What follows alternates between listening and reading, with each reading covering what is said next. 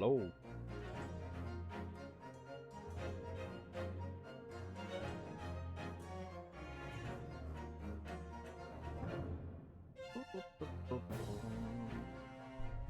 Ugh. Hi.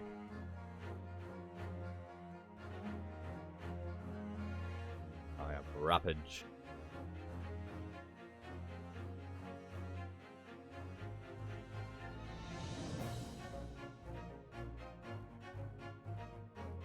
I remember, like, what has been going on here. This is where the model was stolen from. So that is. Alright. The Return of the Great Departed Souls Investigation Part 2 Special Exhibit. That's cool.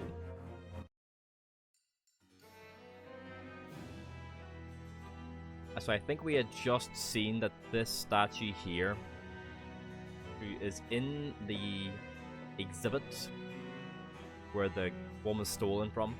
This looks like Armand, the Enoch Drebber, the engineer of the teleportation machine, or whatever. The resurrecting convict. Well, let's ask about presumably the statue that was stolen. I believe I told you a little about the professor yesterday, did I not? He took the lives of 5 victims, everyone being either a member of the aristocracy or royalty. The professor is the name of the murderer, that's right. All were attacked by an enormous hunting hound and had their throats ripped from their bodies. Oh, his heads ripped instead, that's right. Oh gosh, an enormous hound? How awful. After taking the life of his 5th victim, the killer was apprehended. It was a case of unprecedented magnitude in Britain, you understand. Accordingly, the professor was tried in a closed court. No members of the public were permitted. Closed court? Do you mean that the professor's identity... As you've surmised, my dear fellow, his identity was never made public. Naturally, he was found guilty, and was summarily sentenced to death by hanging. He was buried in a grave at Lowgate Cemetery, which adjoins the rear of the prison where he had been held. However, that was not the end of the affair. Oh? The very night that he was buried, a convicted man came back to life. Came back to life? He clawed his way out of the ground and emerged into the moonlit graveyard. The exhibit here depicts that very scene, as described by the sole witness to those chilling events. There was a witness? Oh, it was him, right, Drebber? But of course, my dear fellow, it was none other than the young man in the white overcoat. Enoch Drebber. He saw it happen.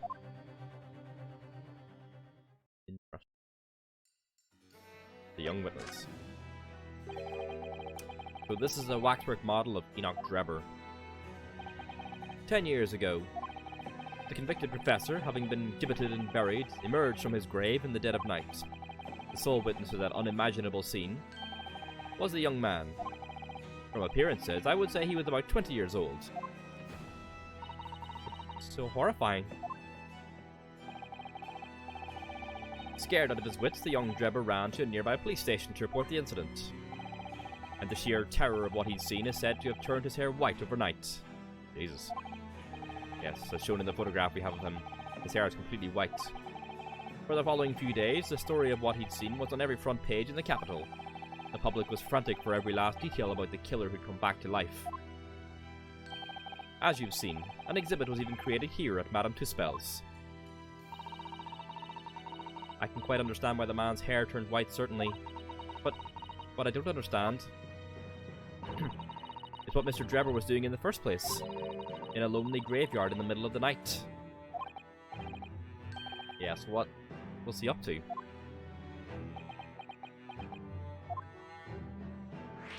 Following the execution. The professor's acts of terror threw London's upper classes into complete panic 10 years ago. It was a great scandal, one might say, at the very highest levels of society. Wasn't it Van Zieks' brother that got killed, right? I'm pretty sure it was his brother. And since the killer's identity was never made public, rumors abounded. And my assumption was like the guy that killed his brother was like Japanese, and that's why he's so like hating of them. But if his identity was never made public, then who knows? After all, no killer had ever before systematically employed a dog as a weapon of murder. Yes, I can imagine the impact the case must have had. But in time, of course, the rumours abated. So too did talk of the shocking witness account of the convict who came back to life. It was forgotten, dismissed as a dubious ghost story, as a preposterous parlour tale. But why did people stop believing it? Fake news. Why, simply because there was no resurrection to speak of, as was established in fact. But what do you mean by no resurrection? The police investigated the grave in Lowgate Cemetery and published their findings. The convict's body was found to be buried exactly where it had been following the execution. No, but that would mean Mr. Drebber must have lied to the police and the newspapers. That would appear to be the only logical explanation, yes. The young man subsequently vanished from society and nothing has been heard of him since. It's rather striking, then, that he should resurface now, don't you think?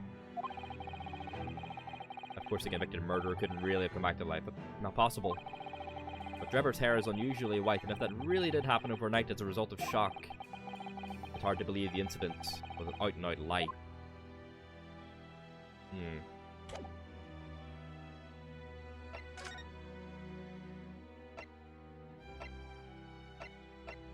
Thought we'd get more out of that conversation. Still good to know, though, but I don't ultimately know where we're going.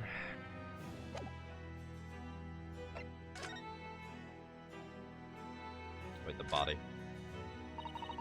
This must be the killer, the fiend known as the Professor. Yes, I think so. According to what Madame Tuspel said, he killed 5 victims, all of noble or royal blood. The waxwork is so lifelike, isn't it? Like all the models in this place. I know. Looks like it could start moving at any moment, doesn't it? If only it had a head, that is.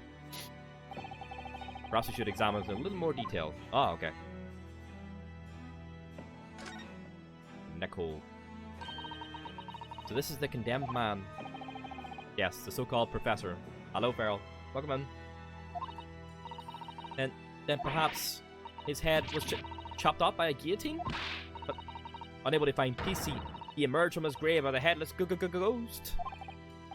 Do we have to entertain such terrifying ideas, Mr. Sato? Anyway, I'm sure the model had a head once. There's a metal fitting for it, see? Then...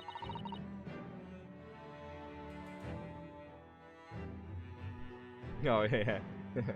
Didn't catch that time. I think that would have flew under the radar fair if you hadn't drawn attention to it. Then perhaps Mr. Sholmes absent-mindedly forgot to reattach it? That's an extremely absent-minded detective you're describing, isn't it? Or perhaps the thief absent-mindedly forgot to include the head when he or she returned it to the museum? And that would be extremely absent-minded thief. Could there have been some reason why only the head wasn't returned? Well, whatever the reason, it means we don't know what the face of the infamous Professor looked like, do we? I have to keep the identity hidden. Oh. There's something caught just inside the convict's jacket here. It looks like a piece of broken glass. Quite a big piece, too. Very thick, isn't it? But 5 times thicker than normal window glazing, I'd say. Where could such a thick piece of glass come from, I wonder? I suppose it must have been made thick to increase its strength. But why? Well, perhaps because the glass had to span a particularly wide area, such as in a big building, for example.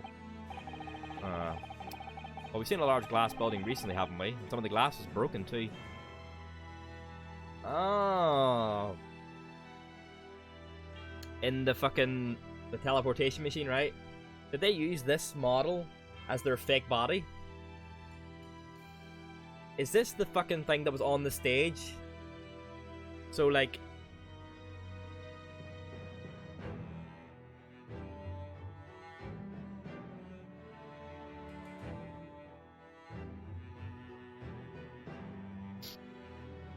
So what I'm assuming has happened... So with the with the teleportation machine, they had like a cage on the stage. And the idea behind it was that they would put a person inside the cage, And the cage would teleport to like a certain area.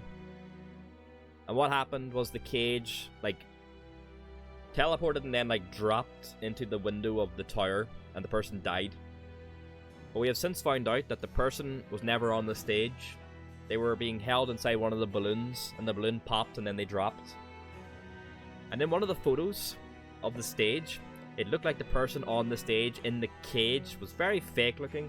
So I wonder if this was the statue they used on the stage performance. Because it was Drebber involved again in that. He was the engineer, so that's how I assume. I'm sorry if I'm messing up, I'm quite sick. You don't mean... Exactly, the Crystal Tower at the Great Exhibition. But why would glass from the Crystal Tower be lodged inside this waxworks jacket? Makes you think, doesn't it?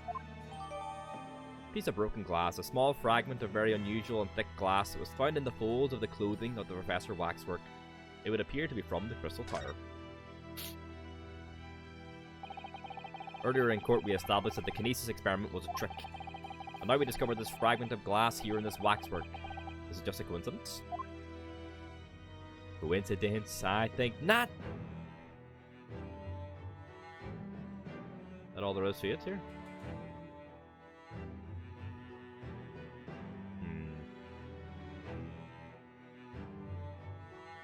Big coinkydinka? No.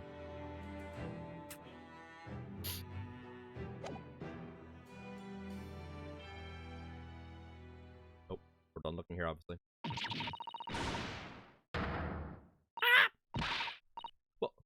What the bleeding Nora, Odo? What have you gone and done? Hey, Gina. Gina, what are you doing here? I asked Iris and she said this is where you be, so... Gina, not so loud in the museum. Madame Tuspels will have you take a position as a waxwork if you're not careful. I think there might be a more pressing concern. Oh, that was Reno's get out thingy. I still had some flash powder left from 6 months ago, so... Alright, Gina, we understand, but please, put down the gun. Oh yeah, we sent Gina and her dog to, like, look, to follow, like, the oil on the card, right? See if they can find the factory. Sorry, I got scared. You try being the one on the other end of the barrel. So, what brings you here, Gina? What brings me here? What do you think? We found it. We found that dodgy Cove's workshop. What? You found Drebber's workshop? Yep. Toby's nose took me straight there. Let's go. The boss and the others are heading over there now in a drag. So come on. They're heading over in drag? What am I about to walk, Andy? Here's the address. I got the boss to write it out. Oh, thank you, Gina. We'll make our way there at once. Alright then. See you there. Gina salute time. Time to go, I guess. Oh, Rome's not happy. You go. Don't mind me. I'll just stay here, being still. What? I know my place. In the exhibit, over there. Oh dear. Someone is feeling sorry for himself. Let's go, Mr. Sholmes. You're coming. Your words hearten me, I must say. But if I were to shirk my duties here, Madam, I'll be paying monetary recompense, and Iris's dinner plate will be empty once more. Forget that, I'll pay for everything. There's not a moment to lose, my dear fellow. I shall hail a carriage at once. No offer to share the cost for Mr. Sholmes, then. I shall gladly play half, Mr. Naruhodo. Thank you, Mr. Sato. Right, let's go. Right. Let's go speak to Enoch Drebber. 23rd of October. Enoch Drebber's workshop. Whereas Aemond Targaryen himself. That looks like it's a... Yep. Oh, it's another super high voltage instantaneous kinesis machine. Indeed, it would appear so, though only a prototype, naturally. Ah, so you got here then? Is Gregson here? Gina, well done for finding this place. And in such little time. You've really worked miracles. It's Toby here who's the miracle worker.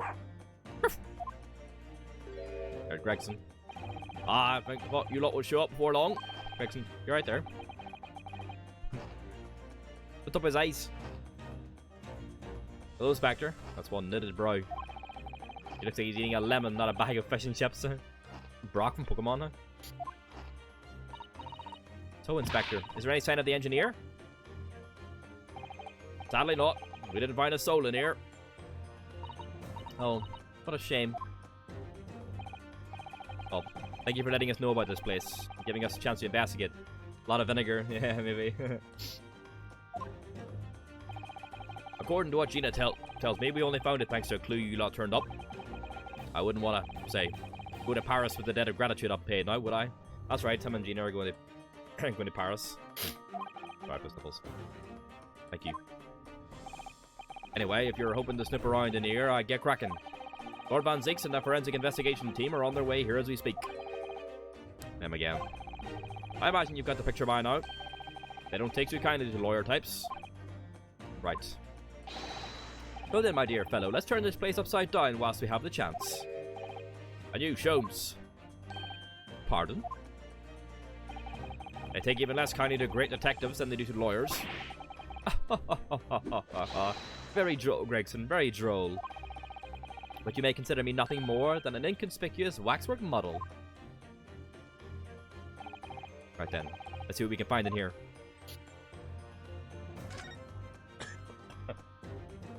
Oh. You have the arrows for the crossbow, similarly. This is the European-style quiver of arrows with steel bolts inside. Oh, do you suppose? Crossbow bolts, these. Just the right size for the bow you lot turned up at the exhibition grounds. In other words. Yep. That's more evidence to support your theory. It all goes to show that Drebber was the one pulling the strings behind the scenes of the whole scam. Details of the crossbow unfitted. Crossbow found hidden behind a tree under the experimentation stage at the exhibition grounds that belongs to Mr. Enoch Drebber. There's a trophy over here too. Look for all the things that are like highlighted.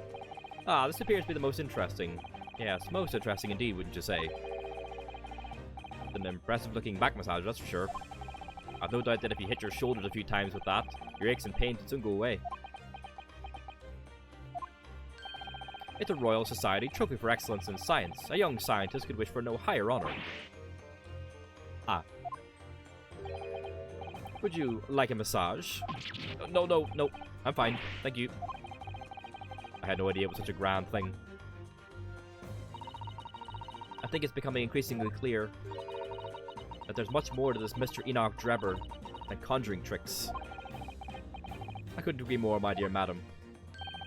And how about you, Mr. Naruhodo? Wouldn't you like to take it with you? For your tired shoulders, of course.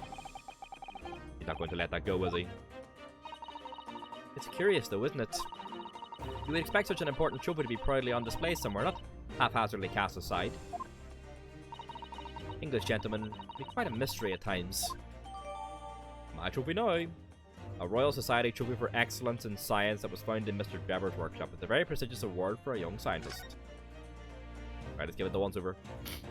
Before we examine the machine and then talk to Gregson. Anything on the glass? I think so. This piece of glass is almost as thick as it is wide. Yes, I've never seen anything like it. If you were to compare it to a human, only Mr. Sholmes has such thick skin. There's really no need for such a comparison, Mr. Naruhodo, as you well know. Anyway, it can only be from the Crystal Tower, surely. Yes, I think so too. It was probably made especially to meet the demands of that great structure. Give it the other once over. Okay. Alright, look at the trophy. There's a little metal plaque here, look. Fostering burgeoning talent for the future of scientific discovery. Seems rather ironic, doesn't it? Ironic. Or any vitamins yet? No, Alan, no. Clearly, Mr. Drebber really was a very talented scientist. Anything else on it? Pretty standard.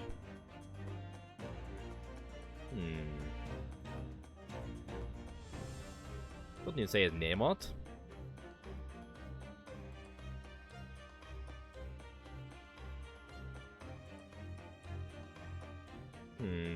Okay. Just seems to be a standard trophy.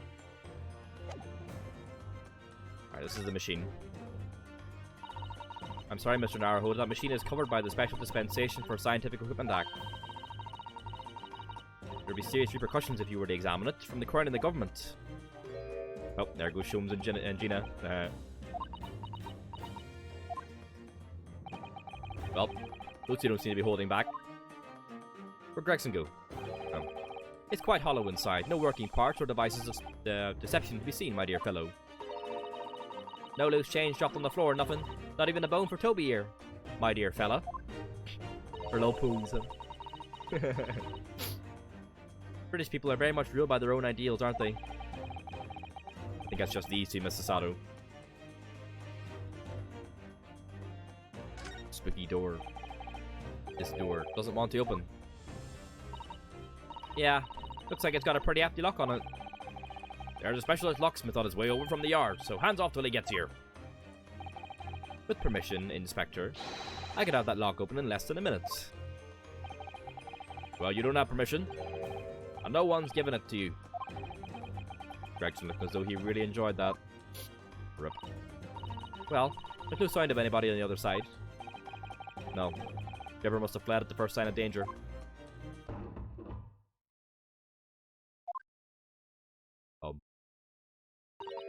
Oh. Is something wrong, Mr. Sato? Well, I thought I heard a noise from the far side of that door. Well, Gina, did you hear it too? Yeah, I heard it and all. What do you reckon, Toby? Right, mind the grease. Put it open, huh? Whoever's in there, open up. This is Scotland Yard.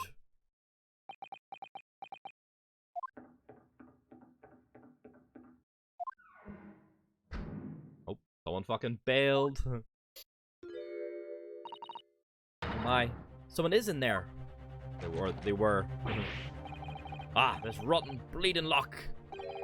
My dear Gregson, as I said only minutes ago, if only it were countenanced, I could unlock that door in less than a minute. Give permission. Fine. I'll take the rap for it.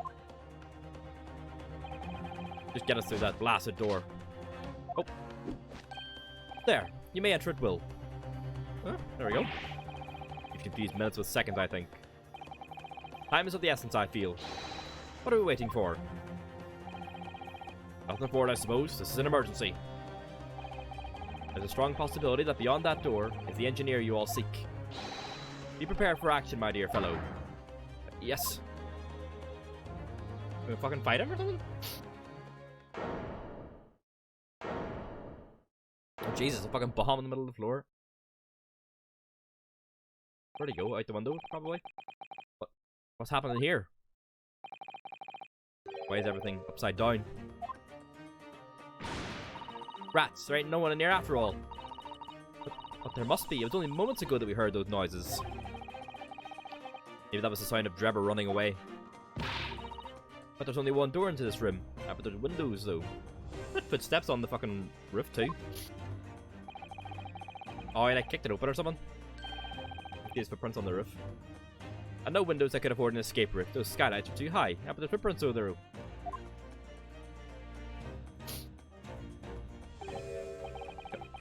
What's that up there? Are they footprints on the ceiling? Blow me! What have we here then?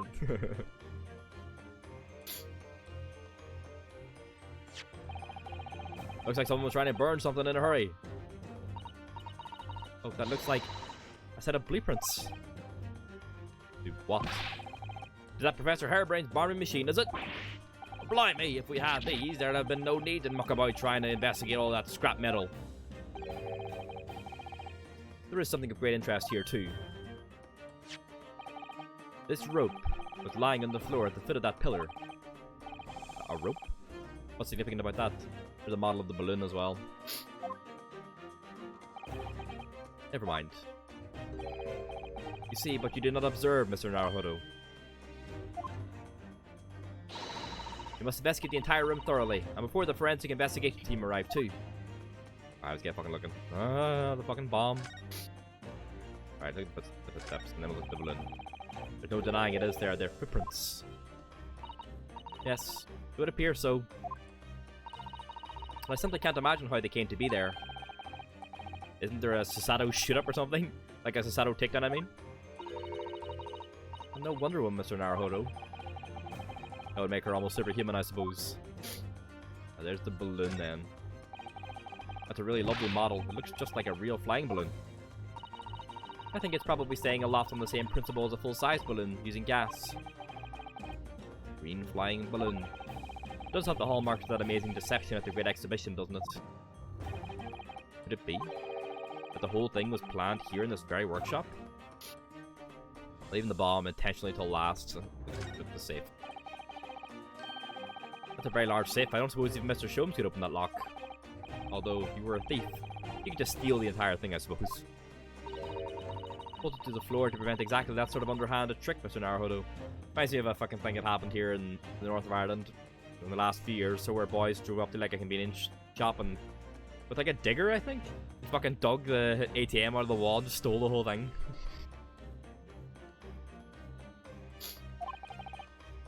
Well then, you could just steal the floor as well, I suppose. I'm sorry, but you really aren't making any sense at all. Some boys, eh? Anyway, I think we can agree that whatever is inside must be very important. Oh, we're gonna look at the fucking bomb, aren't we? Anything else? Almost every piece of furniture is upside down. Even Mr. Sholmes' sweetest endeavor in this much mess. You're in no position to comment on mess, Mr. Naruhodo. But I suppose it's not quite the same thing, is it? I mean, it's not messy in here per se, it's that everything is literally upside down. But why? Why? Why? Alright. Alright, let's address the elephant in the room. Mr. Sholmes, have you found something? Ah, Mr. Naruhodo. Yes, in point of fact, something rather fascinating. What do you make of this? Huh. Let's see. I've never seen anything like it before. Looks like a bundle of thick cigars wrapped up in a large watch to me, but... Ah! Mr. Sato, what's the matter? That's a... Surely that's a time bomb, isn't it? What? Did you say? A time bomb?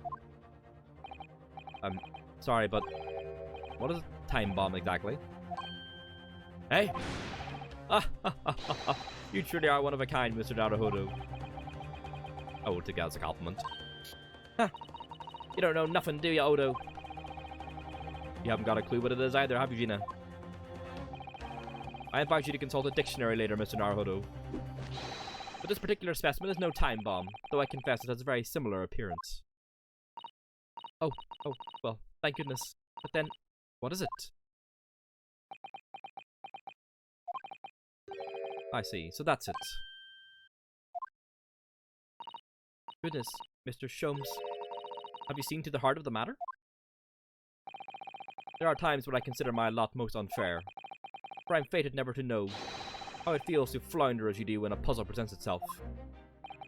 But I have learned to accept the hardships that come with being a great detective, Mrs. Sato. Here we go. I feel a great deduction coming. Once again, I can draw two conclusions from the scene we see before us. The first is that the inverted nature of the furniture in this room is the work of Drebber himself. Oh, but how could you... And the second conclusion is that the small device on the floor there is without question completely genuine. Please, Mr. Sholmes, you must explain everything. It would be a pleasure. After all, it is a great detective's civic duty to teach Scotland Yard the finer points of the trade. Gregson's face, so... Well, Inspector Gregson seemed delighted with the idea anyway.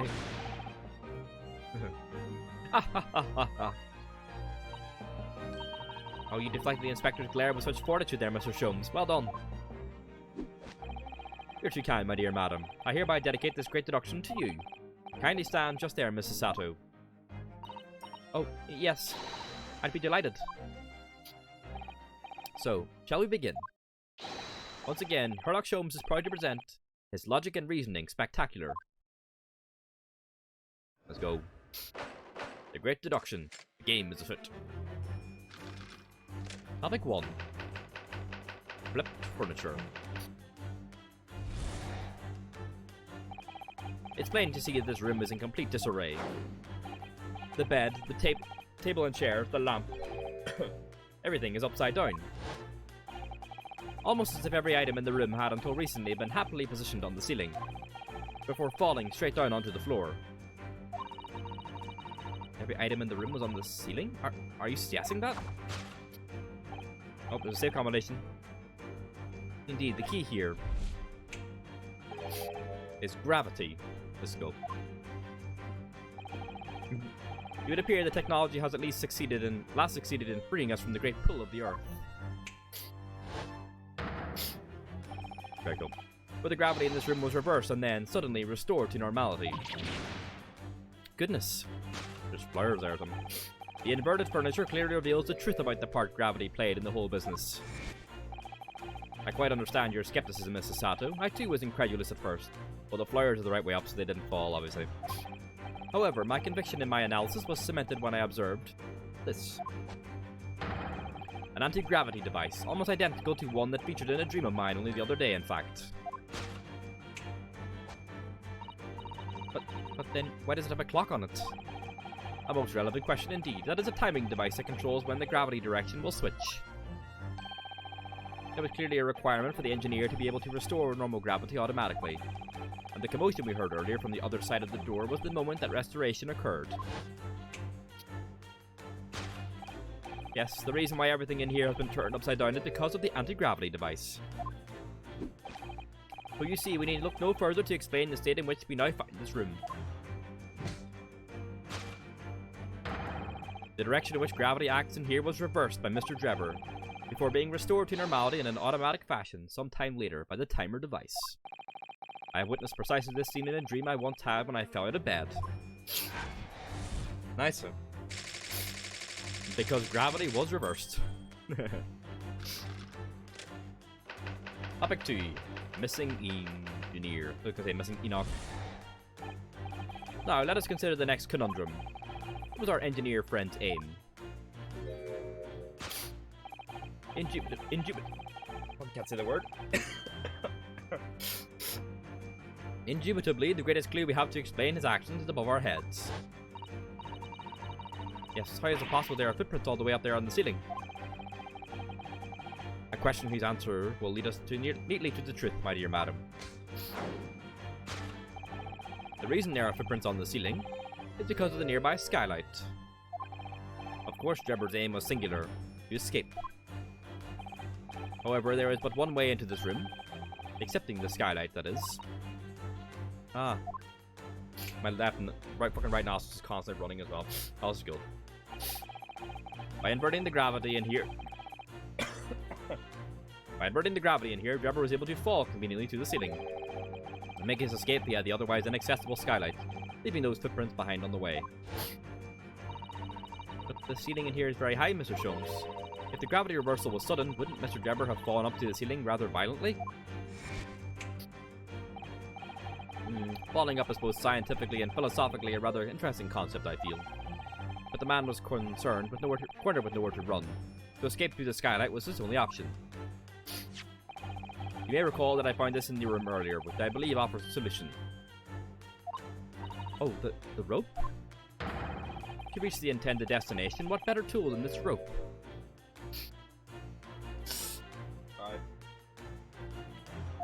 Right, Snuffleupagus. By anchoring one end to the wall, the man was able to lower himself safely to the ceiling.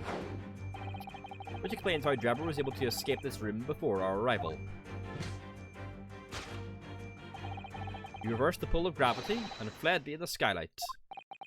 And personally, I should very much like to reverse the pull of gravity again now, just for fun. Escaped via the skylight. Alright, let's shed some light on this conundrum. Thus concludes Sherlock Sholmes' great deduction of this topsy-turvy puzzle. I don't know about that one, Chief.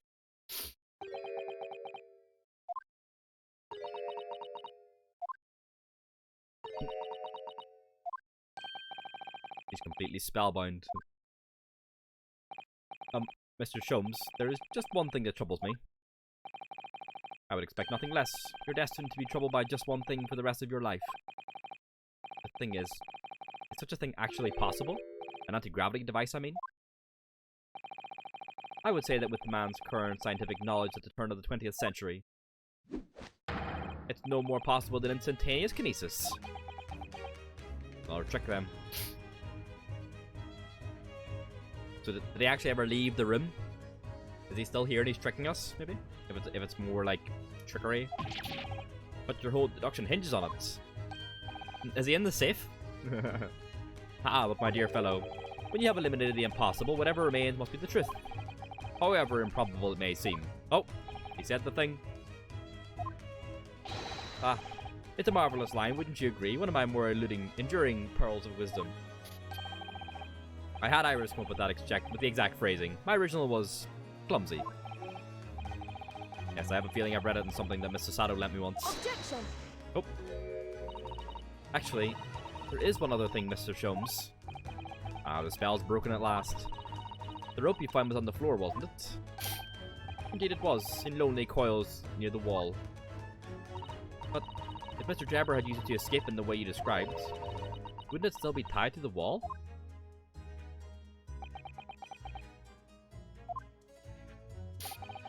Mysteries inevitably unravel in the end. As I think you'll find, do ropes. And as evidence of such, you need only look at the mystery we faced in this room, now skillfully unraveled. That argument is as circular as the coils of rope. I think perhaps we might need to give Mr. Sholmes the usual little helping hand. I'm sure with some minor corrections, the great detective's great deduction will lead us to the truth. Yes, you're right. And we must do it quickly before Enoch Drebber gets too far away. If you're ready, then let us resume. Sherlock Sholmes' logic and reasoning spectacular. With me helping. Hold it, Mr. Sholmes. Push correction. The flip furniture. Alright, let's go. It's plain to see that this room is in complete disarray. The bed, the table and chairs, the lamp, everything is upside down. Almost as if every item in the room had until recently been happily positioned on the ceiling, before falling straight down onto the floor. Every item in the room was on the ceiling? Are you guessing that? Safe code. Indeed, the key here is gravity. It would appear that technology has at last succeeded in freeing us from the great pull of the Earth. But the gravity in this room was reversed and then suddenly restored to normality. Goodness. The flyer. The inverted furniture clearly reveals the truth about the part gravity played in this whole business. Do you think gravity could have been reversed in this very room? I find the whole idea utterly enthralling. Only Mr. Sholmes could conceive of such an explanation. But the man himself admitted it was a scientific impossibility, so... Yes, you're quite right. We must completely discount the idea at once. Rip him. Oh, that's unusually merciless of you, Mr. Sato. When you have eliminated the impossible, whatever remains must be the truth. The great detective himself said so, didn't he? While refusing to part with his dreams of anti-gravity devices. Yes, I suppose so. Well, let's see if examining this topsy-turvy scene a little more closely reveals some proof that shows exactly what the gravity in this room was or wasn't doing. Come with the flyer, anyway. What's the flyer? Upright base. Yeah, it would have smashed, right? Yeah.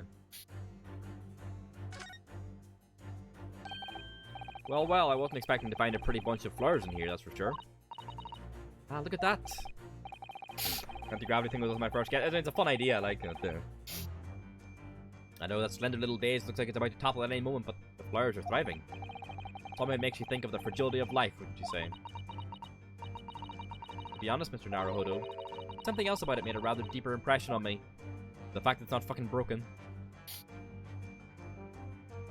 Take that!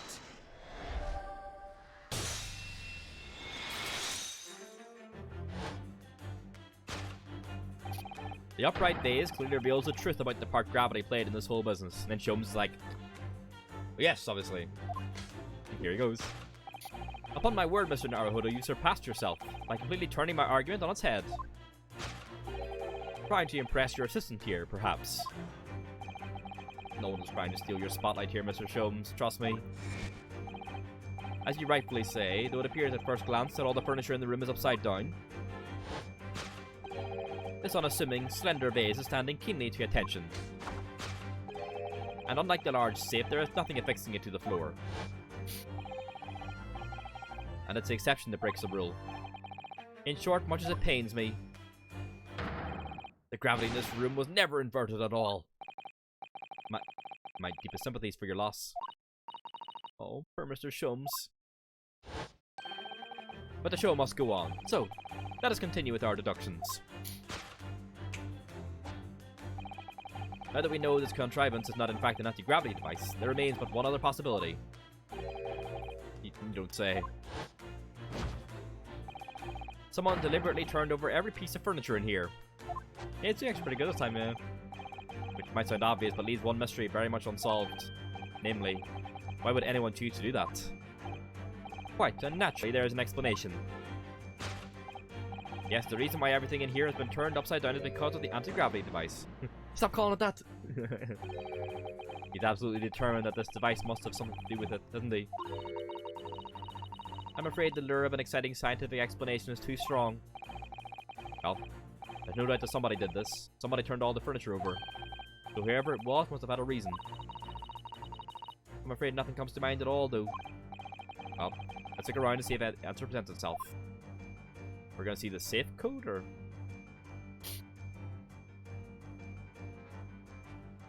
Could he not remember where he had written it or something?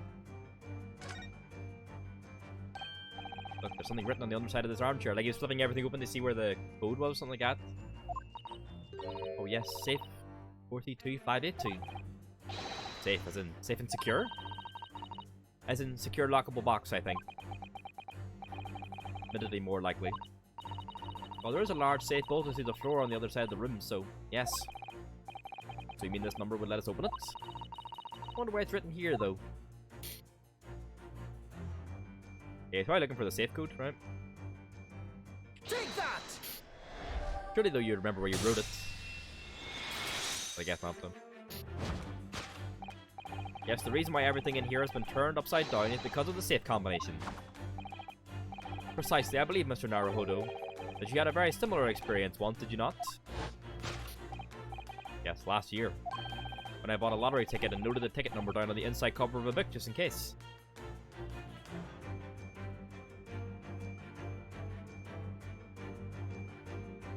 I got it in time.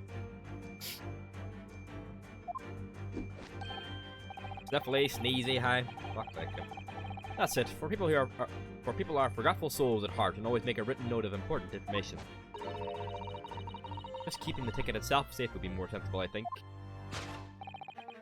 And what, pray, happened next, Mr. Naruhodo?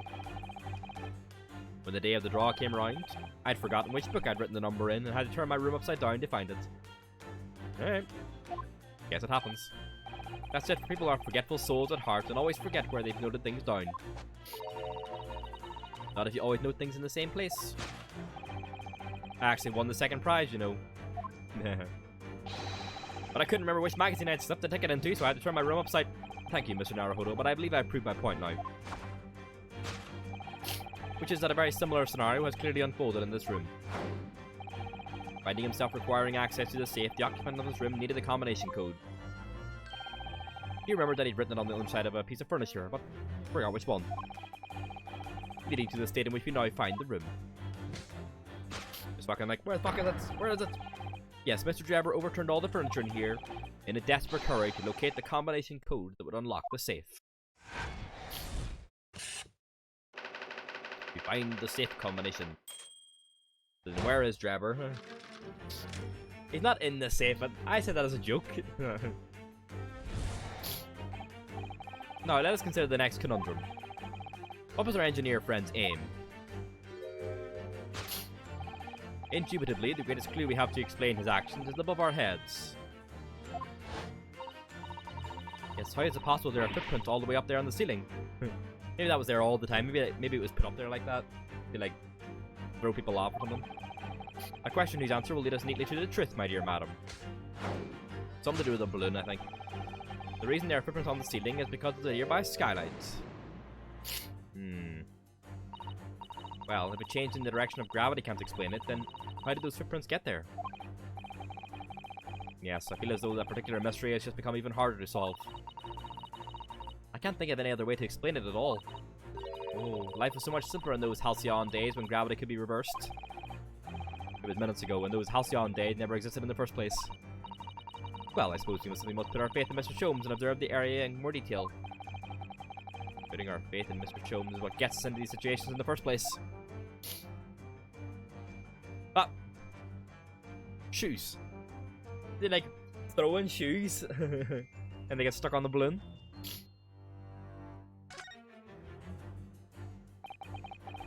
Hard to believe, but there's a shoe up there, look! Oh yes, and there are more footprints on this little balloon too. Perhaps the shoe was thrown up here and became lodged, do you think? If so, then judging from the number of footprints, it must have been thrown up several times. Why would anyone be throwing shoes up at the ceiling, though? Oh dear, that's beyond me, I'm afraid. Take that! He's in the safe, wasn't he?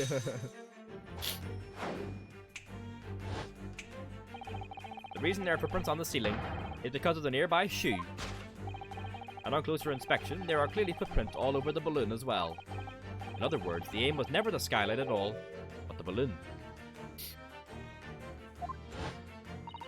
But for what purpose? A green balloon. That seems somewhat familiar data. Ah! It was a piece of green balloon's envelope that Mr. Naruhodo and Iris found at the scene. Inside the green balloon that Mr. Gotts claimed he saw above the stage where the incident occurred was a second birdcage, the crux of the whole instantaneous kinesis deception. I don't think he's in the balloon. I think he's in the safe. Something's in the safe, and I don't think he left this room. But then how the fuck would he get out? Unless when you open up the safe, there's like a staircase. And that's why it's bolted to the floor. Maybe that's what it is. It's like an escape hatch. That's my current guess, though. You mean to say, if we assume the balloon in here is a model of the one used on the day, there's a strong possibility something may be concealed inside it. Something our absconder was desperate to retrieve before making a hasty getaway. But the balloon's out of reach. Hence why he resorted to a projectile, namely the shoe. Ah! Most probably, Drebber intended to tear a hole in the envelope by assailing it with the shoe. However, his efforts were thwarted when the shoe itself became a prisoner of those lofty heights. Oh dear, we desperately need to examine that balloon. If only there was some way we could see inside. You may recall that I found this in your room earlier, which I believe offers a solution. Like, throw it up and loop it through and then, like, fall down or something. Oh, the rope. To reach the intended destination, what better tool than this rope? Mr. Sholmes managed to bring the deduction back to the rope. Alright, I have to admit, that was clever. We just throw the rope up to the balloon and then pull it down to us on the ground? It's much easier said than done, I feel. It could take us a very long time as well. Perhaps we need a more surefire method. In fact, we already have one, of course, don't we? The arrows, right? The crossbow. Just... pew! Take that!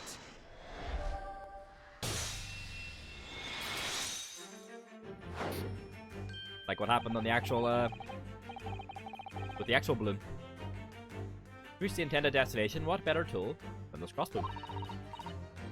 That was found at the scene, in fact. And in all likelihood belongs to Mr. Drebber. If the man had only brought it away with him that day, he could have avoided losing his shoe at such a critical time as this. Dunked on nerd. So, shall we? Your curiosity is deeply stirred, no doubt, my dear fellows. What is it that Enoch Drebber has hidden inside that balloon? I'm looking at the bottom of the safe, actually, and I don't know if there's a ladder down there. There doesn't seem to be enough space, but it's a big enough safe. It might just be... The original idea was just that he's just fucking crammed himself in like that. Like, ah.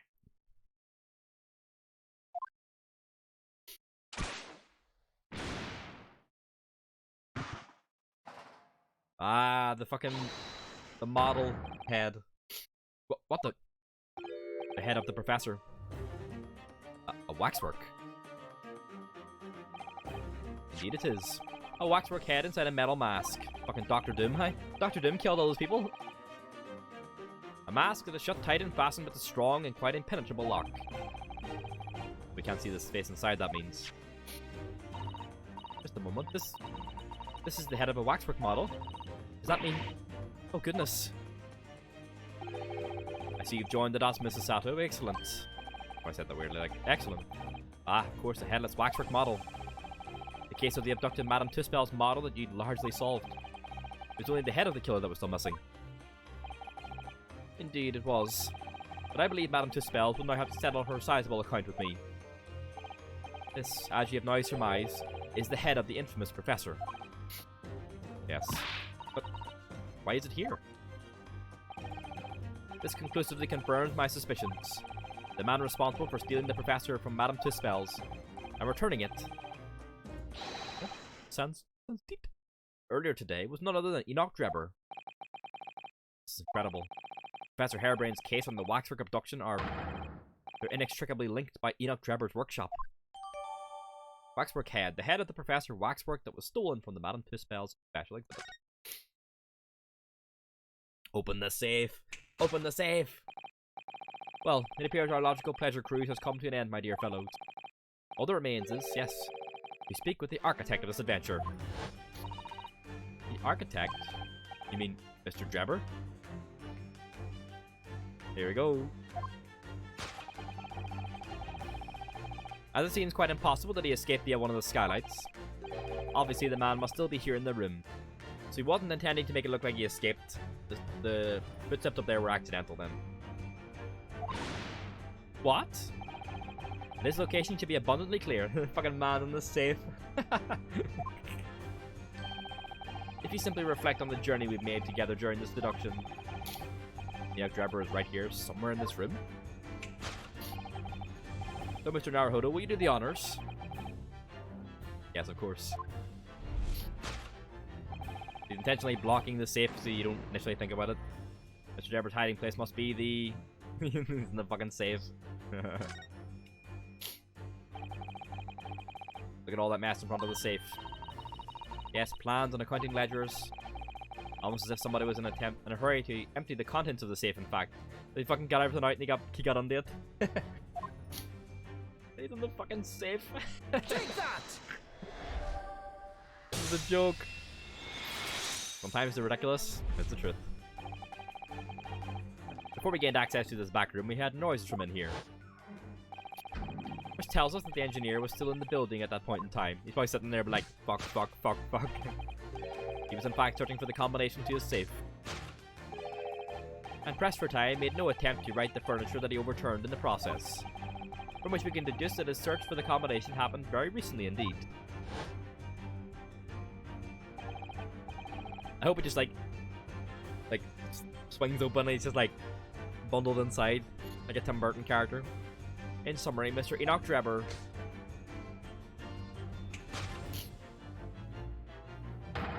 is at this very moment inside the safe.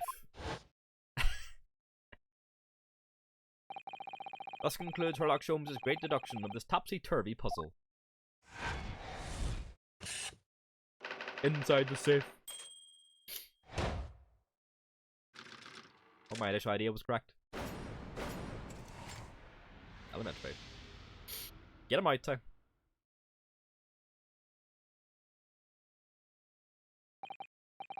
So, Mr. Naruhodo, I think perhaps it's time we ended this game of hide-and-seek, don't you? By opening the safe, you mean? What else? Let's see, the combination was 1 432 582. I knew that. Alright then, here goes. Oh.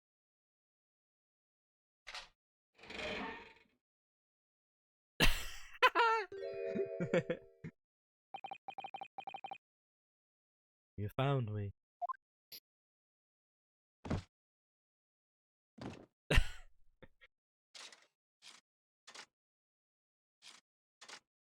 Oh.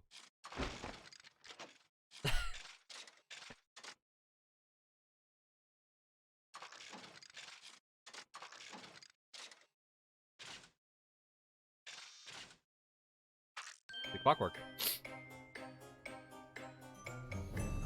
Got a mechanical hand. Why spell laudanum like that too? Right then, sir. Mr. Enoch Drebber, I presume. No, the O is an AU.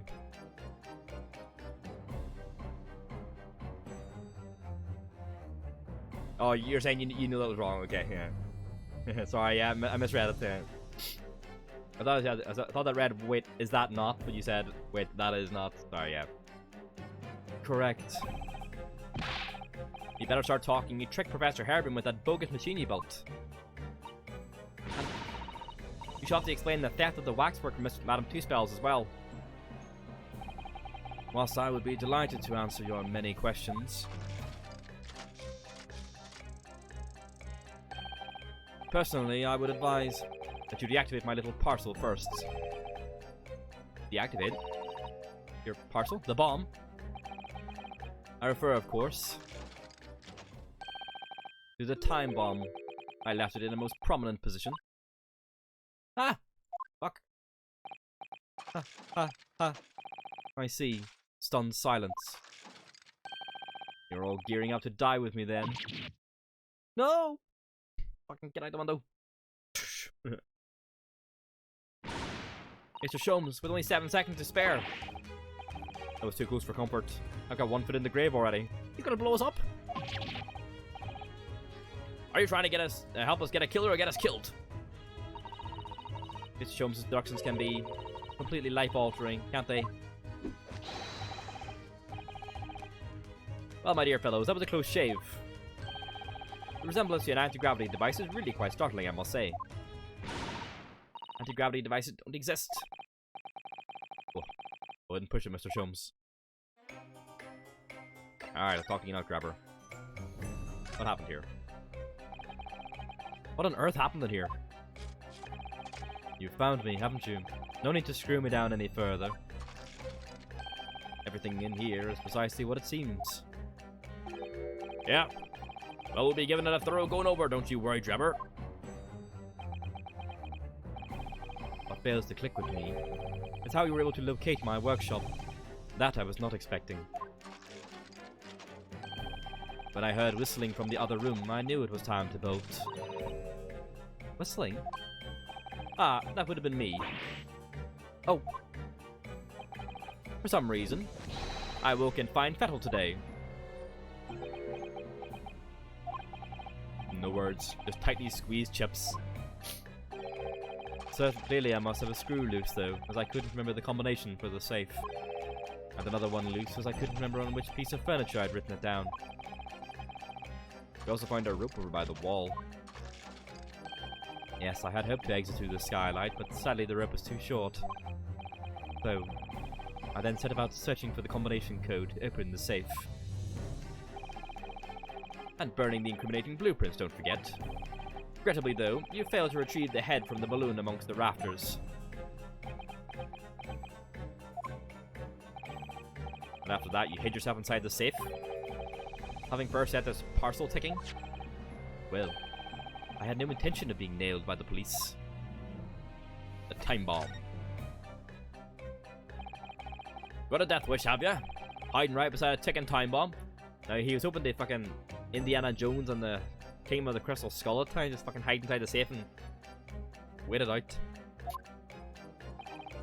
Please, why do you suppose I chose to hide inside the safe? It's no ordinary safe, it's specially designed. A dynamite explosion wouldn't leave a scratch on it. You get rattled like fuck though, like inside it, you get bounced around. So in fact, the safe was the only safe place. Precisely. But once you climbed inside, you wouldn't have been able to get out again. I invite you to look more closely. The safe is fitted with a handle on the inside to allow the door to be unlocked from within. Ah, so it is. I had always intended to blow this place to smithers in any case. Smithers! I just wasn't expecting uninvited guests to come along and screw up my plans. Do you mean to say you're planning to blow us all up? No. That was unforeseen. What do you mean?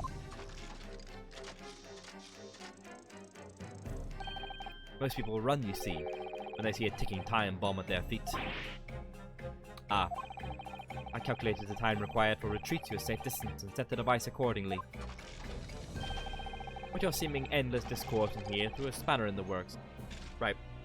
What if you blow up the room and the fucking safe gets trapped? What do you do then? You just fucking starve in the safe with the fucking doors trapped? What if the fucking girders fall or the rafters fall and fucking trap you in? Then you're fucked. I'm telling you, the escape tunnel, a much better idea. But your seeming endless discourse in here threw a spanner in the works.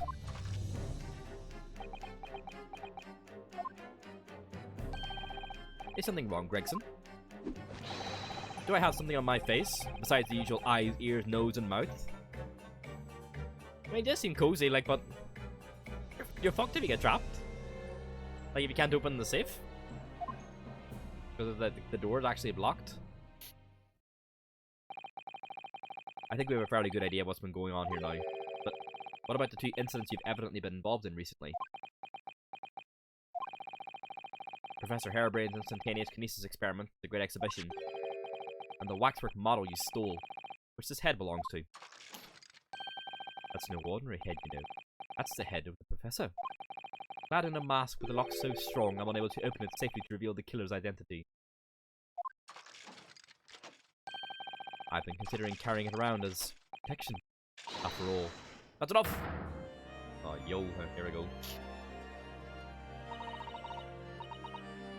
What's going on here, Gregson? I'm sure you're aware that I have sole jurisdiction to investigate here. Yes, well... Dr. Scythe again, so the forensic investigation team are here. And you know full well this engineer is a key witness. Why are you all allowing this lawyer access to him? If Lord Strongheart knew of this, you'd be finished. Between Scythe and Madame Tuspels are treated well this adventure. You lot, leave at once. My dear madam, there's no need for such a threatening tone, I assure you. After all, that's no way to greet an old acquaintance, is it, Dr. Scythe? Hello, Sholmes. Mr. Sholmes knows Dr. Scythe. If it's protecting the machine next door that's causing such a sour expression on your face, you're quite misguided. It's really nothing more than a shell you...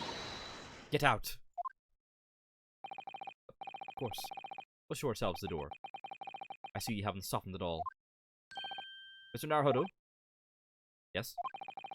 It would appear that our delightfully entertaining investigations have run their course for today. But Mr. Sholmes... Let us leave this place in the doctor's capable hands. I said get out! Now, all of you!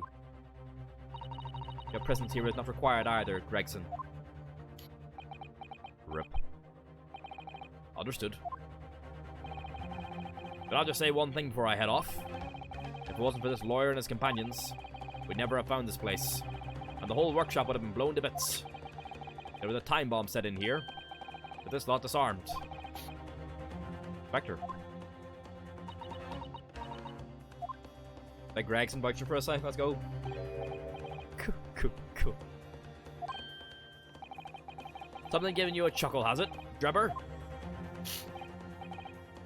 So sorry. Didn't mean to offend. You're quite right, of course. You did disarm the time bomb, didn't you? Yes. You did disarm that one. Hey, what are you... That one? Yeah, you mean...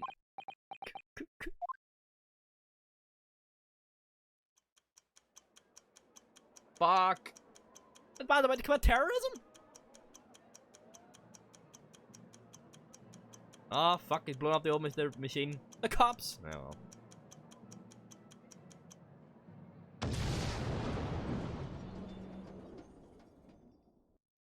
Oh, Jesus.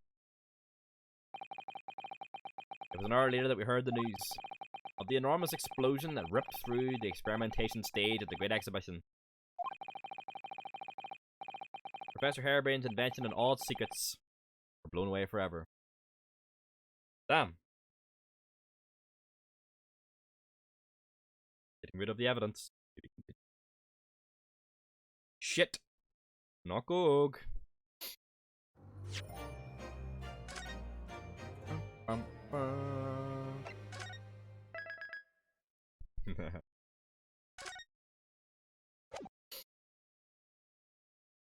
Oh, back to court.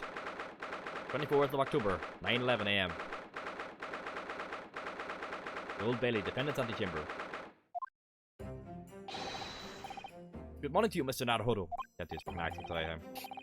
Good morning, Professor. Ready for today's proceedings? I hope so. I should be. Even there's nothing left to... Good morning, my dear fellows. Hey, Sholmes. Oh, Mr. Sholmes, you're here. Why, naturally, a true gentleman stands shoulder to shoulder with his friend in battle at all times. Thank you, I really appreciate it. I'll see you later then.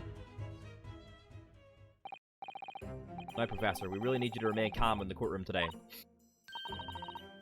Yes, do try your hardest not to enter the witness stand uninvited again. Yes, I will. I realize it was a mistake, but My dear fellows, I must interject. Oh, you're still here, Mr. Sholmes? What's the matter? Surely you've overlooked some praise, have you not? Did you cast in my direction, Sorry, I don't follow. Must I spell it out? I, the great Herlock Sholmes, the greatest detective of worldwide acclamation, arose at some ungodly hour to be here now, first thing in the morning. A miracle, you must agree. Me every time I'm up before noon, huh? Well, I must agree then. As you know, my sleep is quite impregnable. Iris had to employ her full gamut of tactics. She pulled the covers off, shook me, poked both cheeks, punched me and kicked me from the bed. Then she poured a boiling cup of her latest experimental blend on my face, and at last I was bestirred. Oh my. Iris has been busy. Iris doesn't have it in her to go that far. She's too nice. I sense the spirit of a fellow scientist, one who relishes the infinite possibilities of blending tea. I'm the one worthy of praise. You're not Iris. This is my victory. Oh, sorry to cut in. Gregson, okay. Oh, Inspector Gregson, good morning. Gregson, my dear fellow. Why the grim expression at this delightfully early hour? Oh, I don't know. Maybe because I've been confronted with a grimmer expression, eh? And hear me. Are you going to take that insult lying down, Professor? What? I don't know! For Professor. Anyway, here's the paperwork you asked for. What paperwork? I took the liberty of requesting it yesterday. I have a feeling it may prove useful. You wouldn't believe the hoops I had to jump through to get this brought out of the archives. It's the professor's autopsy report. Oh, the murderer. That mass murderers? Killed 5 members of the aristocracy. He was found guilty in a closed trial 10 years ago now. It was all done under wraps. And he was quickly executed soon after the trial. It's all in here. Killer's autopsy report. The autopsy report of the mass murderer known as the Professor, who was tried and found guilty by closed trial 10 years ago.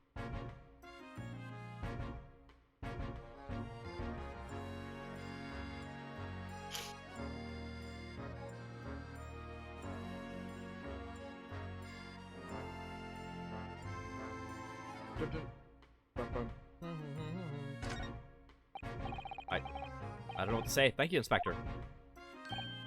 Yes, much obliged, Gregson. Us lowly lot at the yard are just doing what we can. The shadow of the great detective Sholmes, of course. In the shadow, sorry.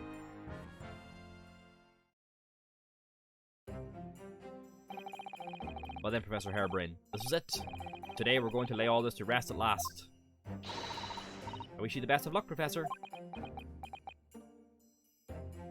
Which music? The Sholmes music? Can't remember the one for it. I suppose he'll be in there today, will he? Drebber. If it comes up again, you can point it out.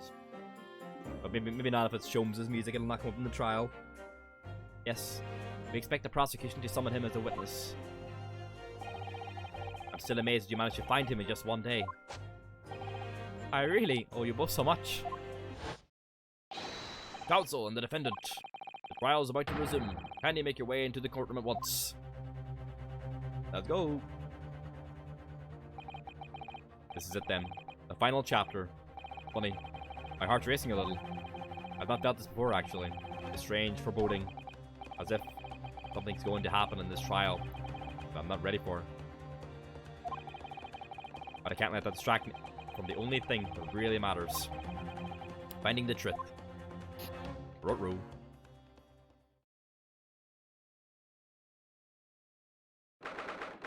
24th of October, 9:30 AM. The Old Bailey Courtroom. Jones' theme. Jones' theme was great. In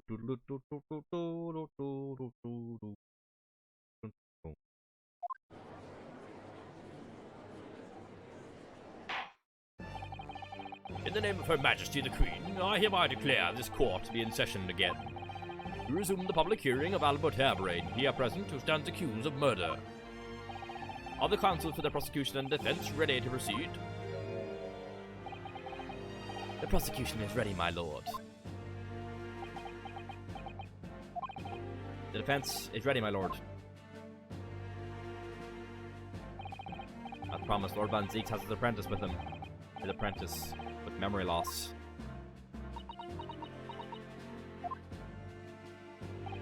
If I may, Lord Van Zieks. Yes, my lord. There appears to be someone standing at your side. Ah, yes. My apprentice and assistant. The prosecution believes today's proceedings will see the complexity of this case rise considerably.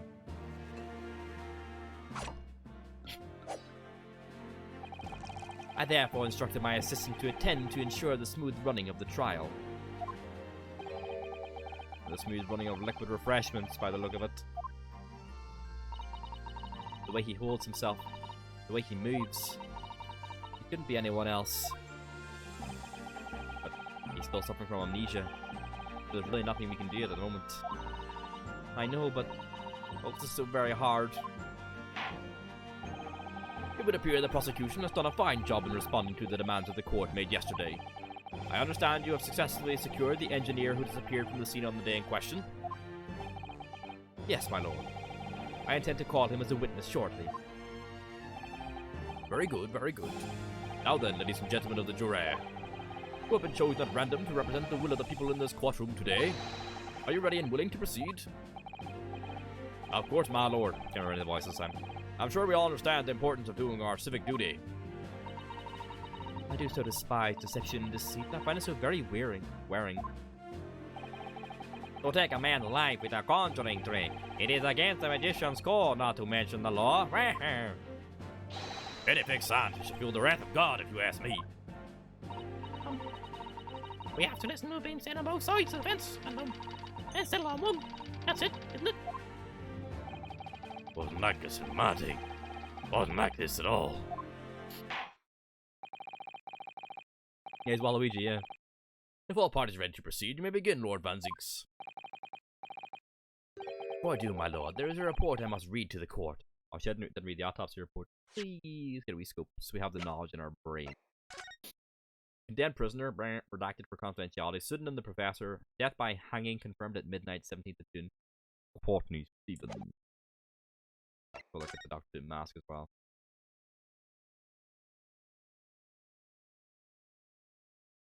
Keyhole. This lock does look very strong, doesn't it? There's definitely no way you could remove the mask yourself if it was put on you. A terrible way to treat someone, even a convicted criminal. I know. It's starting to make me livid, actually. Naruhodo, please. I mean, just think about it. Imagine if you had an itch on your cheek all of a sudden. You'd be utterly helpless. God. Well, yes, that's true. I'm not sure that warrants quite so much anger. Oh, right. Sorry. Go. Okay. Okay. What's going to read? Yesterday at the Great Exhibition Grounds. The evidence of primary importance in this case. The super high voltage instantaneous kinesis machine, which was installed on the experimentation stage, was destroyed. Was deliberately destroyed in an explosion effected by an unknown person or persons. It was what? An explosion. This is an outrage. I'd go fucking insane if I couldn't get it. Like, yes, I heard this grave news yesterday. Scotland Yard submitted a report to my office in the evening. I read that the machine was blasted to smithers and the wreckage reduced to ashes in the flames. I have here a photographic print of the scene, taken in the wake of the explosion.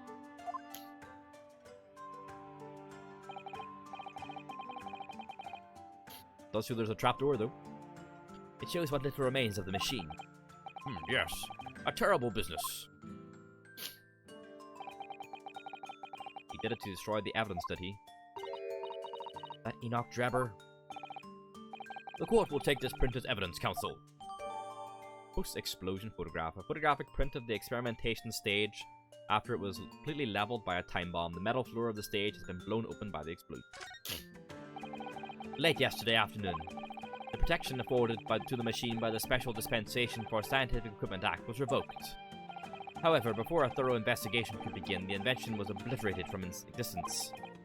As such, this will become a very different trial.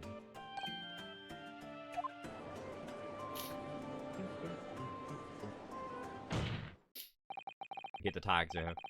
As it stands now, with no evidence on which to draw a meaningful conclusion, the authenticity of the Kinesis machine will remain forever in obscurity. Indeed. A most unfortunate state of affairs. However, one thing remains clear.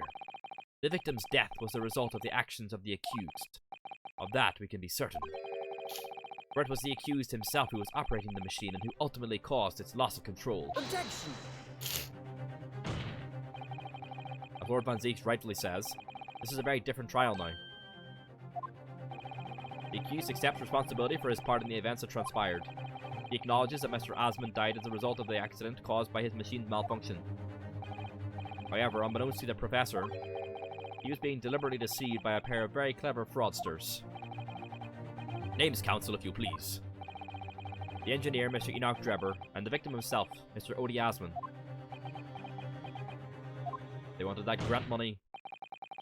So what exactly were these two men up to behind the defendant's back? The defense intends to expose that information, thus establishing the unequivocal innocence of the defendant. Let's go. Thank you, counsels. The positions of the prosecution and defense have been clearly stated. Lord Van Zieks, summon your first witness, please. At once, my lord. The prosecution calls the engineer, Mr. Enoch Drebber, to the stand. Let's go.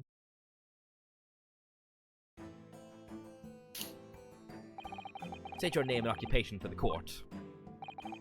Name, Enoch Drebber. Occupation. Hard to pin down, I would say. See that black monocle? Yes, why do I feel as though I've seen it somewhere before?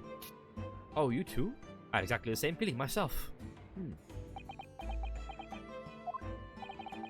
Your file indicates that you are currently being investigated in connection with another case. The theft of a waxwork model, is it? A most extraordinary sounding business. But that has no bearing on this trial, I assure you. Cleave it from your mind. You're familiar with the public experiment carried out at the Great Exhibition some days ago? The accused super high voltage instantaneous kinesis demonstration? Yes, you could say that. I am aware of it. There was a terrible accident, wasn't there? It was you, Mr. Drebber, who constructed the vast machine used in the experiment. Or so our investigations indicate. Can you confirm your involvement? Yes, I constructed it. In precise accordance with the blueprints, but that's all. Then the court would be very interested to hear your thoughts about the machine, I'm sure. Dry ass lips.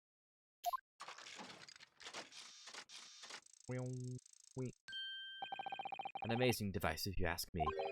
The pinnacle of modern science, making instantaneous kinesis a reality at last. What? Good gracious! Do you mean to say that the experiment was bona fide? Is that your belief, sir? Yes, that is very much my belief. Such a waste as it blew up. Objection! But we We've already established the machine was nothing more than a prop for an elaborate conjuring trick. Objection! You've established nothing of the sort. All that was shown during yesterday's proceedings is that the same outcome could have been produced by means of staged trickery. The defense merely proposed a method and demonstrated its feasibility, nothing more. But...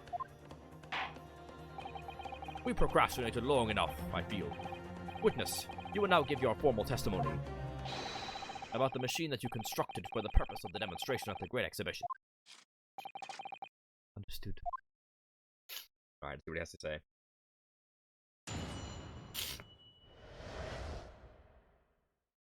The Kinesis machine. I met the young professor approximately 1 year ago, through Mr. Aspen's introduction.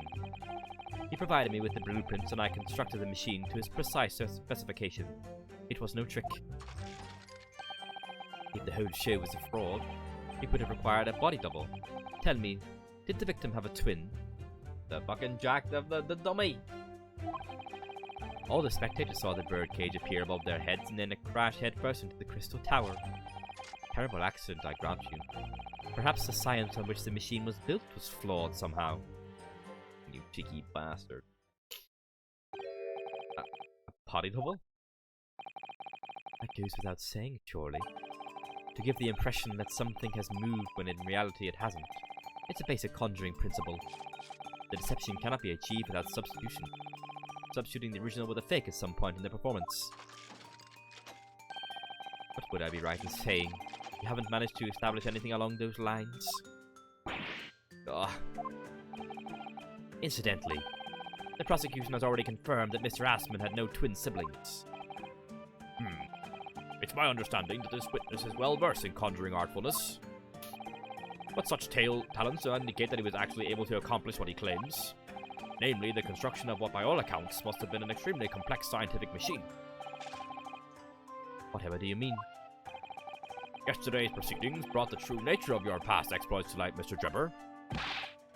Indeed it did, my lord. As a swindler, he preys on innocent scientists to elicit government grant money through conjuring know-how. Yes, it's true that I possess considerable knowledge of stage magic. But crucially, my scientific knowledge more than matches that of any academic in the field. Investigation of the witness's workshop attests to that claim, my lord.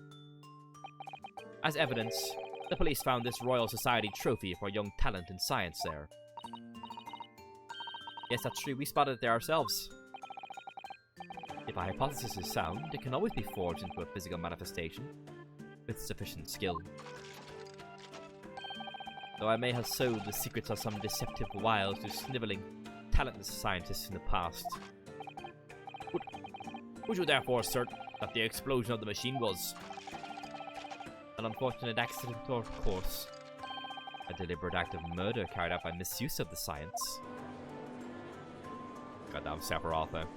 Bloody Aemond Targaryen, huh? Counsel for the defense, your cross-examination, please. Yes, my lord.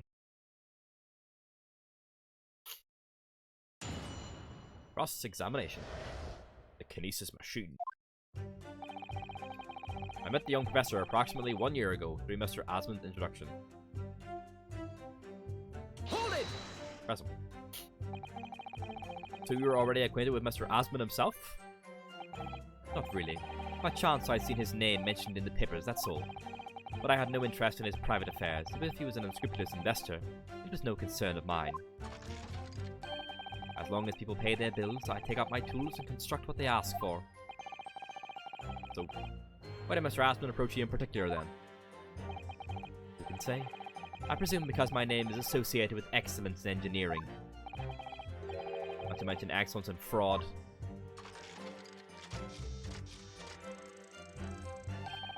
Hard to gauge, but the point is, all I did was construct the machine according to the blueprints I was given. In other words, the Kinesis machine was built on solid scientific principles. Yes, you might say that. Professor Harebrain certainly has a mind like no other. Okay, nothing really new out of that. He provided me with the blueprints and I constructed the machine to his precise specifications. It was no trick. Hold it! Give us more. It's clear that you have both scientific knowledge and knowledge of conjuring magic, however.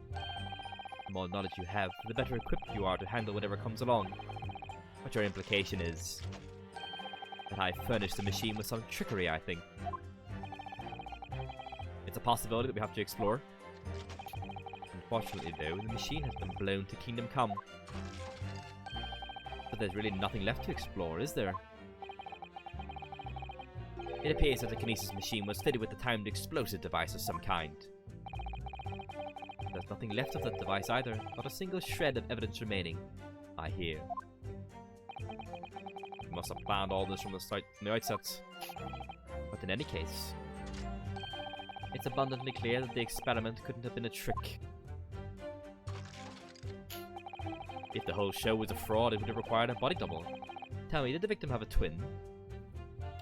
Well, it's gotta be the waxwork, I don't say the mannequin, but the waxwork, it's getting to that stage where we can present it.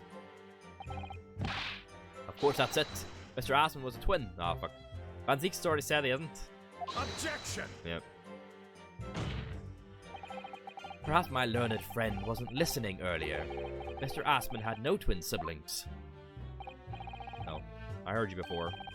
But the thread of hope hadn't quite left me. The demonstration could have been a trick if there was somebody who looked sufficiently like the victim. But Dr. Scythe absolutely ruled that out as a possibility.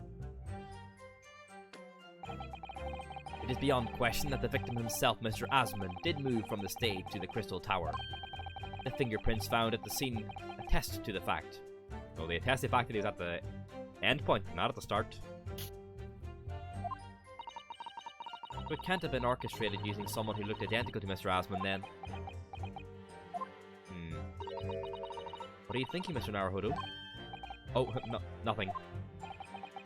Just that the idea of someone who looked identical to the victim playing on my mind. No cozy. Noise. All the spectators saw the birdcage appear above their heads and then crash head first into the Crystal Tower. Hold it! Tell me more again. It crashed head first, you say? According to the many witness reports from those there at the time, yes. Were you not there at the exhibition grounds on the day? Aye, you were that fucking shitting. Something identical? Yeah.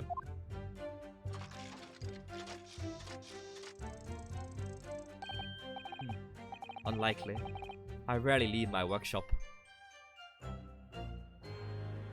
What's interesting because the glass from the tower was found in the jacket of the waxwork, which would imply either the waxwork or the jacket itself went through the tower, but the actual body was found at the body itself was found at the scene, and the fingerprints as well, supposedly. So unlikely. I rarely leave my workshop. Yet another of your unique inventions was found at the scene.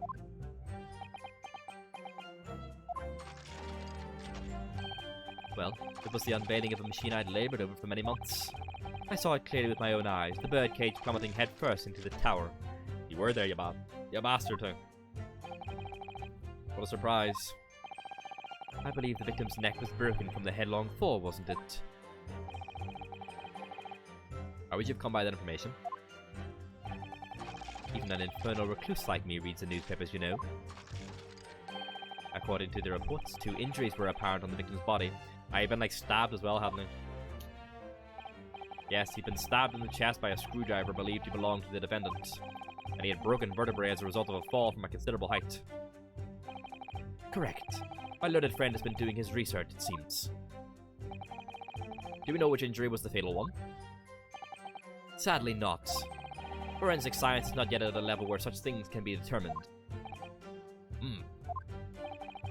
What we do know is that the victim died having sustained both injuries at some point during the experiment.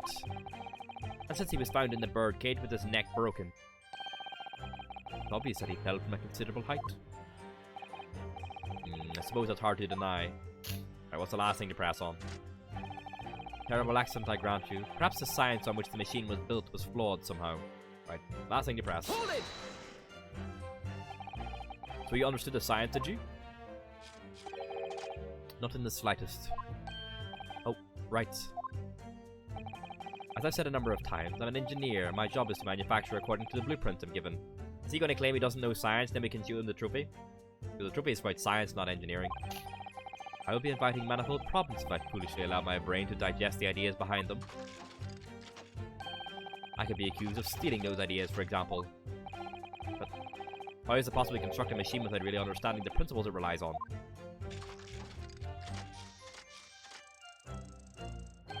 Well, you're practicing law without really understanding the principles it relies on, aren't you? Oof. A very good point. Stand up for yourself, Mr. Naruhodo. The point is, the experiment resulted in instantaneous kinesis taking place. As such, the science must be sound. Yes, and really, experimental results are all that matters when it comes to providing a hypothesis. He's certainly very sure of himself. What do you think, Mr. Naruhodo? Well, now that the machine has been completely destroyed by yesterday's explosion, it's going to be impossible to argue its authenticity one way or the other. But if we're unable to establish that it was a piece of stage trickery rather than a genuine science, we'll have no grounds on which to demonstrate Professor Harebrain's innocence. Both Mr. Asmund and this man in the stand tricked the professor and used him. They took advantage of his naivete and unbending belief in his work, and I won't let them get away with it. And seeing as the professor is an old friend of Lord Van Ziek's, what on earth must he be feeling towards Drebber? Are we going to push the mannequin? Like the mannequin idea?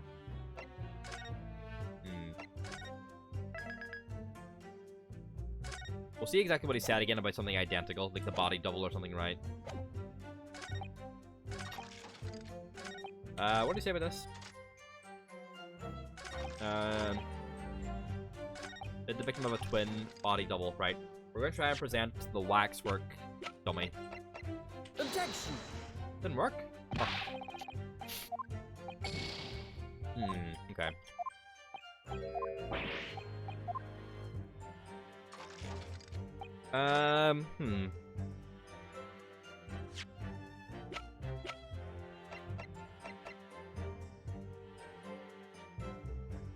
Well, unless we present the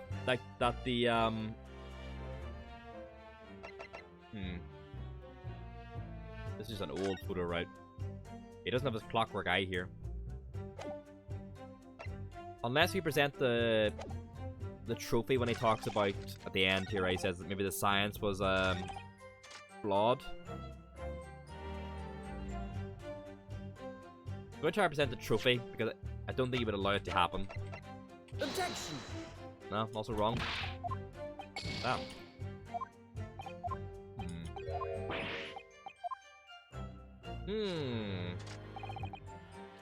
We pressed everything, so we have to present something now. What have we got?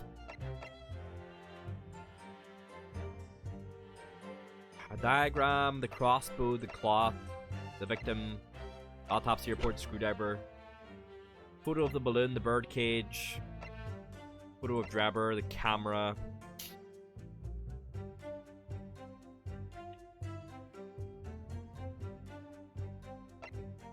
Piece of glass, trophy, the head, the autopsy report.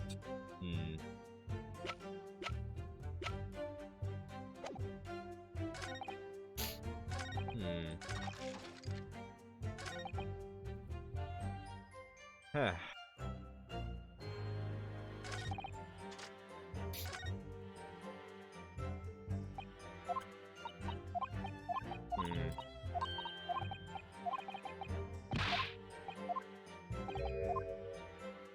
Interesting. Oh.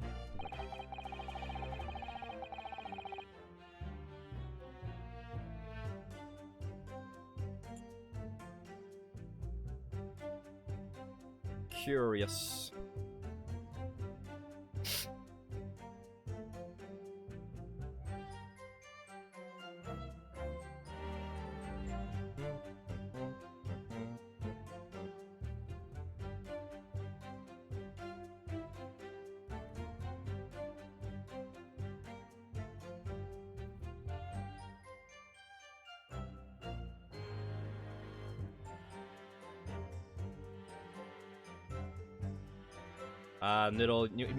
Neil Stephen, huh? He was watching Last Jedi today, and everyone was like, really? Oh, before we go. He's watching Last Jedi today, and everyone was really interested to see how he would respond to it in case he turned into one of those people, you know? But he said he loved it. We're like, yes, we got a good one, hey?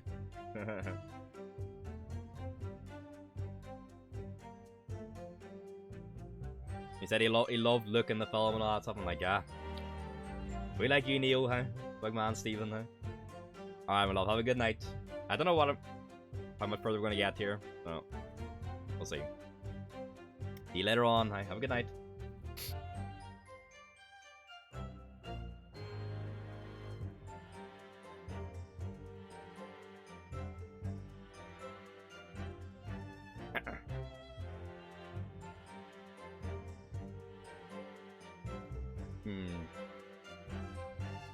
I will get enough sleep, yeah, I will.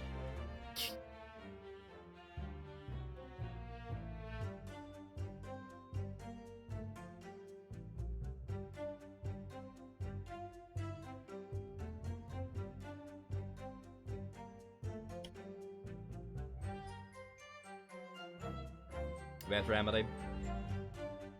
Yep. See you later, my love. Ugh.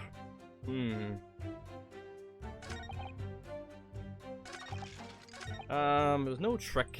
Let's see.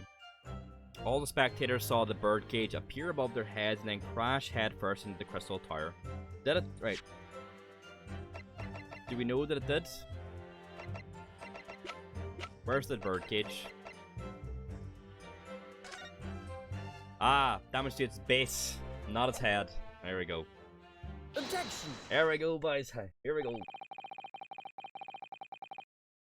We've examined the bird cage that crashed into the crystal tower ourselves. As you can see, the cage, which is a wooden construction, has sustained damage in one particular spot. Following the explosion, it fell some 30 feet into the glass of the crystal tower.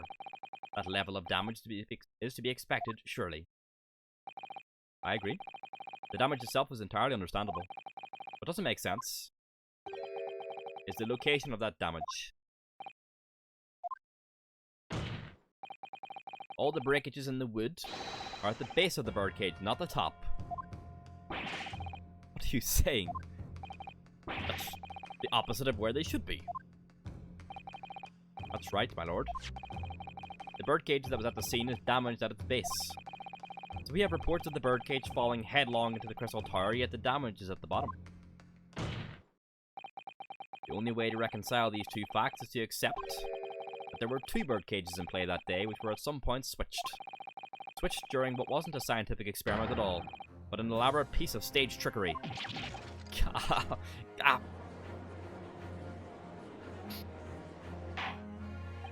Good gracious, explain yourself, witness.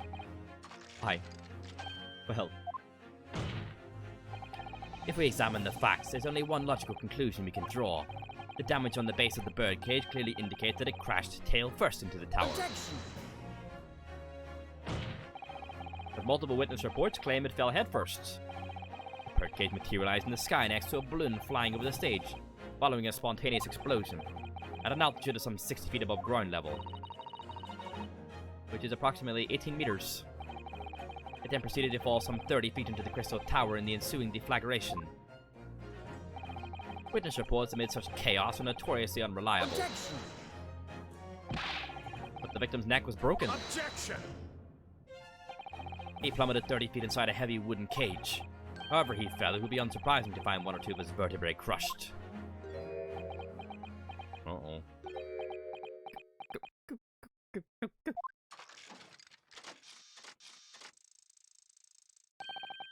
Riveting scientific analysis of events from the prosecution there. Now to be even more rigorous, you would have to say it was only one vertebra, actually. Oh, Nietzsche. Oh no, I've heard this one before. It wasn't quiet for long. I find it hard to see what's motivating Lord Van Zieks. This witness is clearly a swindler and one who deceived a personal friend of his. If you're going to establish this deception, do it right. Sorry? I feel like that's the undertone here. Ah yes, and there's one more point. The defense appears to have forgotten. It obviously wasn't a trick. Uh-oh.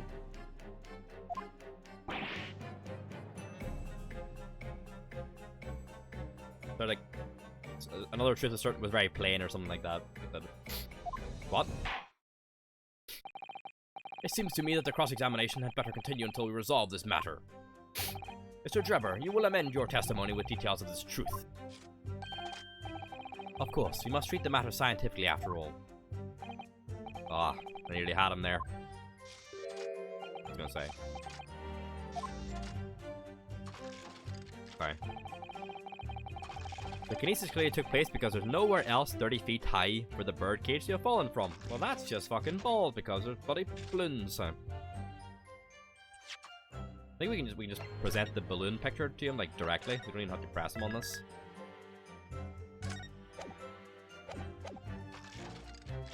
We should have the picture of the balloons, right? Objection! Oh wait, we don't have the picture of the balloons anymore. I thought we got like a picture of the balloon. I know that's not what I presented, but in the diagram maybe. Oh, there it is. Fuck, like,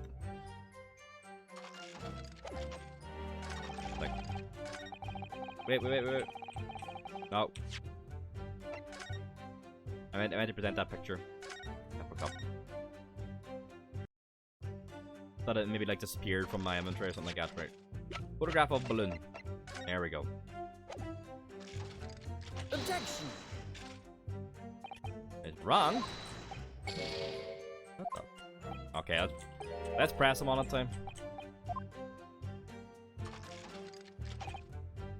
Hold it! What do you mean? Well, before the demonstration began, the victim was alive on stage in front of the audience.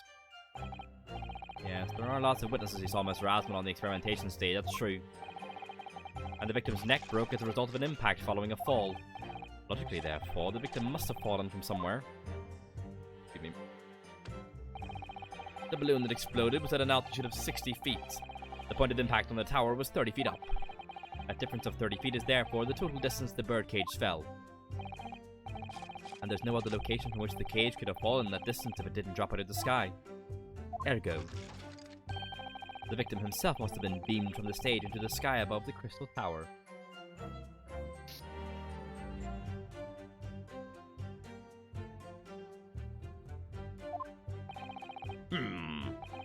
A trenchant scientific analysis. Dear me, every time I hear it explained, it sounds increasingly plausible. Oh yes, it's all very well thought out. Certainly all the spectators on the day saw it. The birdcage plummeting 30 feet through the air, I mean. Irritatingly, yes.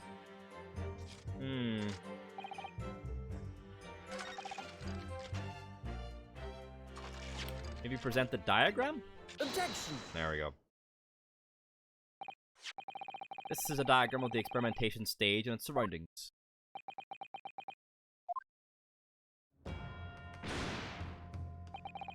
We know that somehow the birdcage appeared in midair before falling down into the crystal tower. A fall of about 30 feet, or 9 meters. However, if you examine the diagram carefully, you'll see that there is one other possible location from which the birdcage could have fallen. The same distance of 30 feet. No. Well, it appears the defense has a possible explanation to put forward. Go ahead, counsel. Yes, my lord. Of course. You will indicate the place to which you are referring on this same diagram. The alternative location from which the birdcage could possibly have fallen the requisite 30 feet.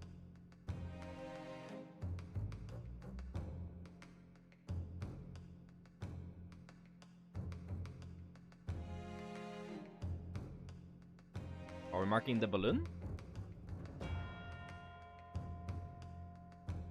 Wasn't there like a third balloon there or something? Take that! If it had fallen from here, the birdcage would have plummeted the same 30-foot distance. Objection! That's my learned friend's claim. I suggest he demonstrates for the court. Personally. Huh? Fuck's sake, huh? I go, alright.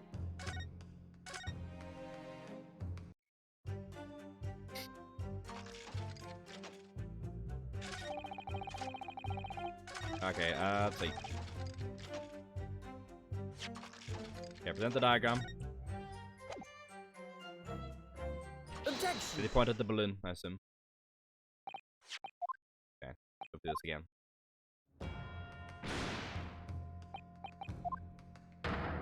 This balloon, right? This big one?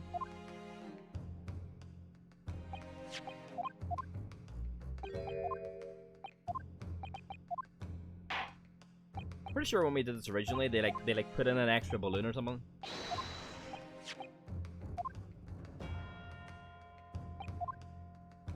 In the basket, I guess, right? Take that! Objection! No, still wrong. Hmm.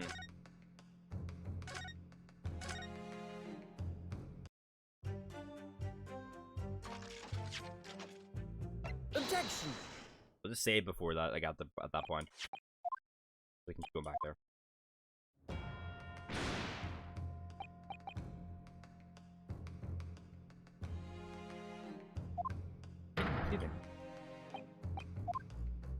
They're saying what, another spot he could have like appeared at or something like that? Is it like the actual like the basket, I'm assuming, right?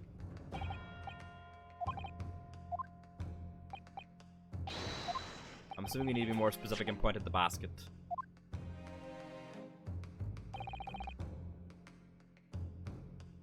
Alright, let's save here.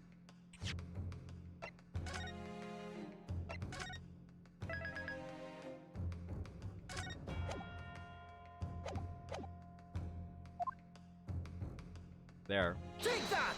No? Objection! I don't know what they mean then. Look at it again. Yeah, I'm thinking too much on the earlier hypotheses. The alternative location from which the birdcage could possibly have fallen the requisite 30 feet.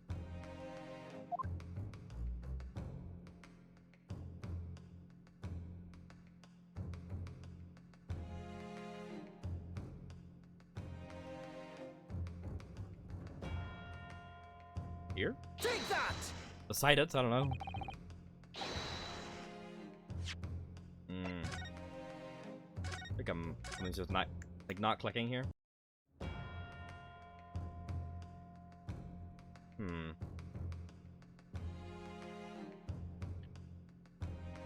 think I might leave it on the cliffhanger just so I can I'll be off too late tonight. Alright, we'll leave it there. Leave that as a wee tasty morsel of a point to continue on, but I have to think about it as well and realize what the fuck I'm doing wrong. So what did I say? Thursday? We'll be streaming tomorrow. We'll be streaming God of War Ragnarok. I think we have our Friday, Saturday streams this week will be fine. Next week there'll be no streams on Friday or Saturday, then no streams the following week. I will have don't know what we're gonna do because I'm gonna miss my God of War. Let's see how. Ace Attorney keeps getting fucked, but it's because it's not the new thing. So it's a shame, but we'll see. Thanks for watching for tonight. Much appreciated. And I'll see you tomorrow for some God of War. See you later. Goodbye.